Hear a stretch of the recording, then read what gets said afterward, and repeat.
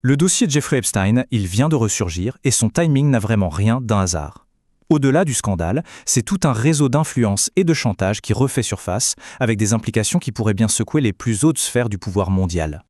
C'est la grande question, n'est-ce pas? Pourquoi ça explose maintenant? On va décortiquer ensemble ce qu'il y a dans ces fichiers, bien sûr, mais surtout, et c'est peut-être le plus important, le timing ultra politique de leur publication. Bon, commençons par les faits. Qu'est-ce qui vient de se passer concrètement? De tout nouveaux documents viennent d'être publiés dans l'affaire Jeffrey Epstein, et ça a provoqué une véritable onde de choc, bien au-delà des États-Unis.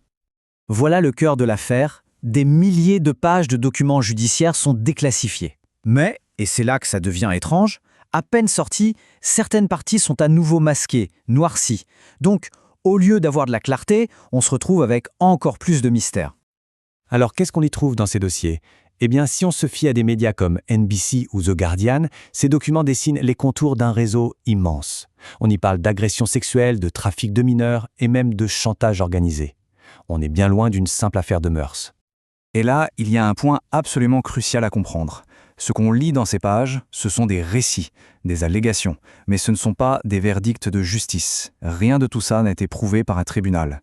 Et c'est justement ça, ce flou, qui rend ces documents si dangereux, si inflammables sur le plan politique. Allez, passons maintenant à la partie la plus spectaculaire de cette histoire, les noms. Les personnalités très, très connues qui se retrouvent citées dans ces documents. Et le premier nom, celui qui a tout de suite fait l'effet d'une bombe, c'est celui de l'ancien président américain Donald Trump. Dans certains dossiers, on trouve des témoignages de femmes. Elles l'accusent d'agression dans les années 90, toujours dans un contexte social lié à Epstein, avec des mentions de fête dans sa résidence de Mar-a-Lago. Je le répète, parce que c'est important, ce sont des allégations, elles n'ont jamais été prouvées. Mais le simple fait qu'elles refassent surface aujourd'hui, ça relance forcément tout le débat sur sa relation avec Epstein.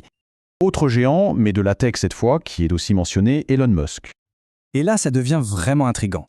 D'un côté, on a Musk qui affirme haut et fort « Je n'ai jamais rencontré Epstein ».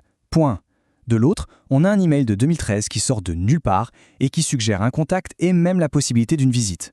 Alors la question est simple, qui dit vrai? Ou est-ce qu'on assiste à une fuite bien calculée juste pour semer le doute? On continue avec les grands noms. Le fondateur de Microsoft, Bill Gates, réapparaît lui aussi dans le dossier. Pour lui, c'est un peu différent. Les allégations proviennent de notes personnelles qu'Epstein aurait écrites à son propre sujet. Gates, lui, a tout de suite réagi, et très fermement. Il a démenti en bloc, parlant de diffamation pure et simple. Il a juste reconfirmé que oui, il a eu une relation avec Epstein, mais qu'elle était limitée et terminée depuis des années. Et le cercle ne fait que s'élargir. On arrive même jusqu'à la famille royale britannique avec le prince Andrew. Son cas est vraiment parlant. Pourquoi? Parce que même s'il n'a jamais été condamné, le simple fait que son nom soit associé à cette affaire a suffi à lui faire perdre tous ses titres. C'est la preuve parfaite que l'impact politique de ces révélations est souvent bien plus rapide et dévastateur que n'importe quel procès. Mais, au-delà de cette liste de noms, qui est déjà impressionnante, la vraie question est peut-être ailleurs. C'est pourquoi maintenant? Le véritable enjeu se cache peut-être moins dans ce qu'on lit que dans le moment choisi pour le publier. Parce qu'il faut être honnête, une bonne partie de ces infos, on les connaissait déjà. Non, la vraie nouveauté, c'est le timing. Pourquoi sortir tout ça maintenant et de cette façon? C'est là que le scandale bascule et devient une affaire 100% politique. Et pour bien comprendre, il faut prendre un peu de recul et regarder la situation mondiale au moment précis où ces documents sont publiés. Et là, la coïncidence est troublante. Selon l'analyse de la source, cette publication arrive en pleine escalade à Gaza, en même temps que des tensions extrêmes avec l'Iran, et alors que le pouvoir américain lui-même est traversé par de profondes divisions. Hasard? Peut-être pas. Ce qui nous amène à la théorie centrale de la source sur le but réel de tout ça. Est-ce qu'on cherche la vérité, la transparence, ou bien toute autre chose? Dans ce jeu de pouvoir, un dossier sensible comme celui-ci devient ce qu'on appelle une arme politique. Et pour qu'une arme pareille soit efficace, les accusations n'ont même pas besoin d'être prouvées. Il suffit qu'elles soient crédibles, qu'elles fassent du bruit et qu'on puisse s'en servir dans les médias et en politique. C'est la définition même de l'arme politique. Et en fait, si on y réfléchit, l'objectif principal est peut-être déjà atteint. L'impact médiatique, l'impact politique, il est immédiat. Des réputations sont salies, la pression monte, et tout ça se joue bien avant qu'un juge ait eu le temps de dire quoi que ce soit.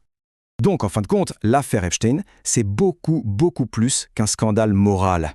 C'est un dossier d'influence à l'échelle mondiale, un levier qu'on utilise pour faire pression sur des personnages très puissants et, qui sait, peut-être pour redessiner les équilibres du pouvoir. La question qui reste en suspens est donc celle-ci. Est-ce qu'on assiste à une révélation tardive de la vérité ou simplement à une nouvelle manche dans un immense jeu d'influence où les secrets sont la monnaie la plus précieuse? La réponse évidemment est loin d'être simple.